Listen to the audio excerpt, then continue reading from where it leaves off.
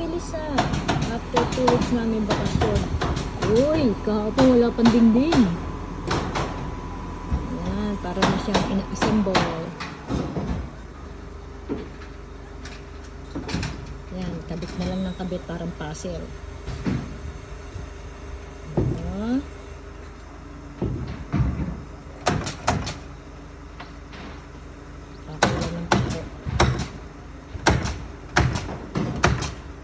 Mabili siya na yan. Siguro bukas buo na yung isang bahay na yun.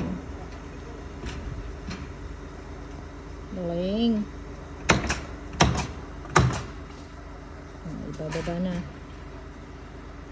Ang gulat naman ako kanina umaga. Wala pa yung kahit isang dingding ah. Teka, kukunin na. Wow.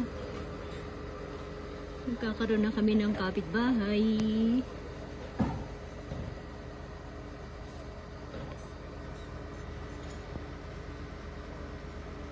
Ano kaya bukas? Makunan bukas ulit.